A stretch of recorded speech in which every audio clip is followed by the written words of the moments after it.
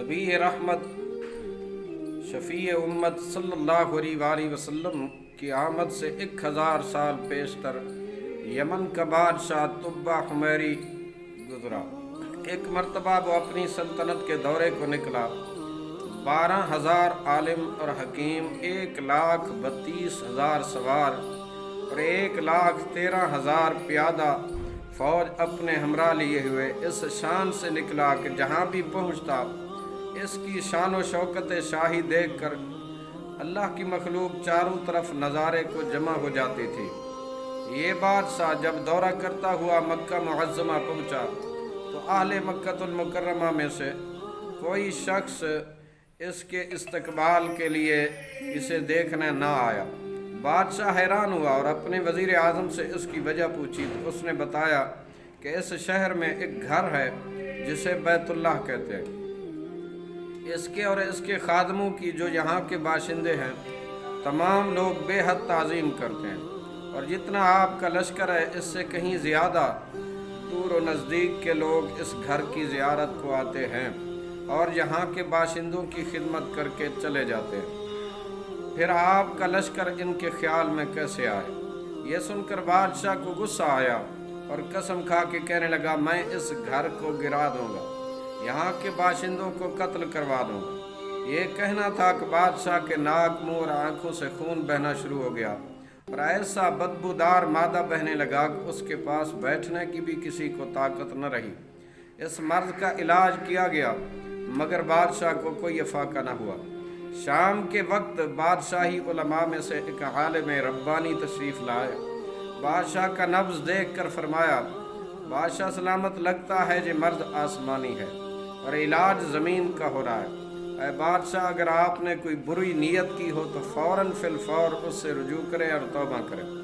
بادشاہ نے دل ہی دل میں بیت اللہ شریف اور خدام کعبہ کے متعلق اپنے ارادہ بد سے توبہ کی۔ توبہ کرتے ہی اس کا وہ خون اور مادہ بہنا بند ہو گیا۔ پھر صحت کی خوشی میں اس نے بیت اللہ شریف پر ریشمی غلاف چڑھایا اور شہر کے ہر باشندے کو 7 اشرفی 7 ریشمی جوڑے پیش کیے۔ پھر یہاں سے چل کر وہ مدینہ طیبہ، مدینہ المنورہ پہنچا تو ہمراہی علماء نے جو کتب سماویہ کے عالم تھے وہاں کی مبارک مٹی کو سونگا، کنکریوں کو دیکھا اور نبی آخر الزمان صلی اللہ علیہ وسلم کی ہجرت گاہ کی جو علامتیں انہوں نے پڑھ رکھی تھیں ان کے مطابق اسی سرزمین کو پایا۔ تو باہم عہد کر لیا کہ ہم یہاں مر جائیں گے مگر اس سرزمین کو چھوڑ کے واپس نہیں جائیں گے۔ اگر ہماری قسمت نے یاوری کی تو کبھی نہ کبھی نبی آخر الزمان، ختمی مرتبت، خاتم النبیین، سید الانبیاء صلی اللہ علیہ وسلم جلوہ گری فرمائیں گے، سرکار تشریف لے آئیں گے، ہمیں بھی زیارت کا شرف حاصل ہو جائے گا، ورنہ ہماری قبروں پر تو ضرور کبھی نہ کبھی ان کا گزر ہوگا اور ان کی مقدس نعلین پاک کی خاک اڑ کر ہماری قبر پر اگر پڑ جائے تو ہماری نجات کے لیے یہی کافی ہے۔ یہ سن کر بادشاہ نے ان عالموں کے واسطے 400 مکان بنوائے اور اس بڑے عالم ربانی کے مکان کے پاس حضور سید عالم صلی اللہ علیہ وسلم کے لیے ایک 2 منزلہ عمدہ مکان خوبصورت تعمیر کروایا اور وصیت کر دی کہ جب آپ صلی اللہ علیہ وسلم جلوہ گر ہوں، آپ تشریف لے آئے تو یہ مکان آپ کی آرام گاہ ہو، اور ان 400 علماء کو کافی مالی امداد بھی دی اور کہا تم ہمیشہ یہیں رہو۔ اور پھر اس بڑے عالم ربانی کو ایک خط لکھ دیا اور کہا کہ یہ میرا خط اس نبی آخر الزمان صلی اللہ علیہ وسلم کی بارگاہ میں خدمت اقدس میں پیش کر دینا۔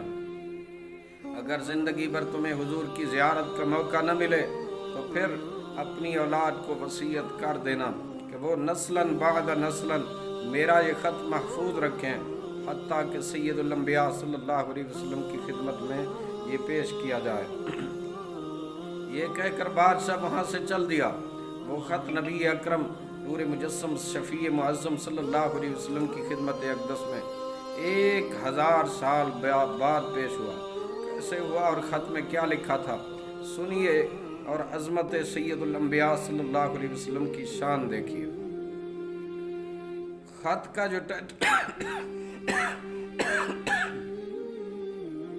टाइटल उन्होंने लिखा, उसमें लिखा था कम तरीन मखलूक तुबा अव्वल हुमैरी। उनकी जानिब से शफ़ीउल मुज़निबीन सय्यदुल मुरसलीन हज़रत सैयदना मुहम्मदुर रसूलुल्लाह सल्लल्लाहु अलैहि वसल्लम की तरफ। अम्मा बाद, ऐ अल्लाह के हबीब, मैं आप पर ईमान लाता हूँ। जो किताब आप पर नाजिल होगी मैं उस पर भी ईमान लाता हूँ। मैं आपके दीन को कबूल करता हूँ। बस अगर मुझे ज़ियारत का मौका मिल गया तो बहुत अच्छा। अगर मैं आपकी ज़ियारत न कर सका, मैं आप पर ईमान ला चुका हूँ। मेरी शफात फरमाना, क़यामत के रोज़ मुझे फरामोश न करना। मैं आपकी पहली उम्मत में से हूँ और आपके साथ आपकी आमद से भी पहले बैत करता हूँ। मैं गवाही देता हूँ कि अल्लाह एक है, आप उसके सच्चे रसूल हैं। शाह जमन का ये ख़त नस्लन बाद नस्ल 400 उलमा के अंदर हिर्ज़ जान की हैसियत से महफूज चला आया, यहाँ तक कि 1000 साल का अरसा गुजर गया। उन उलमा की औलाद इस कसरत से बढ़ी कि मदीना तैयबा की आबादी में कई गुना इजाफा हो गया। और ये ख़त दस्त बदस्त मैं वसीयत के उस बड़े आलिम रब्बानी की औलाद में से हज़रत अबू अय्यूब अंसारी रज़ी अल्लाह अन्हु के पास पहुँचा, और आपने वो ख़त अपने ग़ुलाम ख़ास अबू लैला की तहवील में रखा। जब हज़रत सैयद आलम सल्लल्लाहु अलैहि वसल्लम ने मदीना तैयबा की तरफ हिजरत फरमाई और मदीना तैयबा की अलविदाई घाटी सनीयतुल विदा की घाटियों से आपकी ऊँटनी नमूदार हुई। मदीना तैयबा के खुश नसीब लोग महबूब रब्बुल आलमीन का इस्तकबाल करने के लिए जौक दर जौक आ रहे थे। कोई अपने मकानों को सजा रहा था, तो कोई गलियों और बाज़ारों और सड़कों को साफ कर रहा था, कोई मेरे मुस्तफ़ा जान रहमत सल्लल्लाहु अलैहि वसल्लम का इंतज़ार कर रहा था। सब यही इसरार कर रहे थे कि सैयद आलम सल्लल्लाहु अलैहि वसल्लम मेरे घर तशरीफ़ लाएं। नबी अलैहिस्सलाम ने फरमाया कि मेरी ऊँटनी की नकेल छोड़ दो, जिस घर में ये ठहरेगी और बैठ जाएगी वही मेरी क़याम गाह होगी। चनाचे जो 2 मंजिला मकान शाह जमन तबा हुमैरी ने सैयद आलम सल्लल्लाहु अलैहि वसल्लम की खातिर बनवाया, वो उस वक्त हज़रत अबू अय्यूब अंसारी रज़ी अल्लाह अन्हु की तहवील में था। उसी में नबी अलैहिस्सलाम की ऊँटनी जाकर ठहर गई। लोगों ने अबू लैला को भेजा कि जाओ सैयद आलम सल्लल्लाहु अलैहि वसल्लम को शाह जमन तबा हुमैरी का ख़त दे आओ। जब अबू लैला हाजिर हुआ, नबी अलैहिस्सलाम ने उसे देखा। सरकार ने देखते ही फरमाया, तू अबू लैला है? यह सुनकर अबू लैला हैरान हो गया। हुज़ूर अलैहिस्सलाम ने फरमाया, हाँ मैं मुहम्मद रसूलुल्लाह हूँ। वो शाह जमन का जो ख़त तुम्हारे पास है, मेरी अमानत लाओ, वो मुझे दो। चनाचे अबू लैला ने वो ख़त बसद अदब व एहतराम पेश फरमा।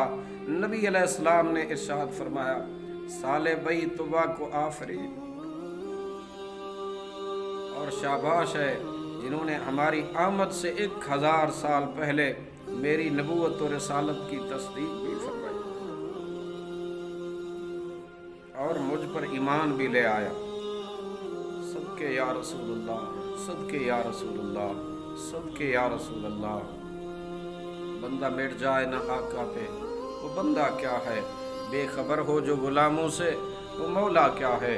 मेरे आका करीम सल्लल्लाहु अलैहि वसल्लम अपने हर गुलाम के अहवाल से, अल्लाह की अता से आप वाकिफ़ हैं और हर गुलाम के दिल की कैफियत को भी रब की अता से जानते हैं।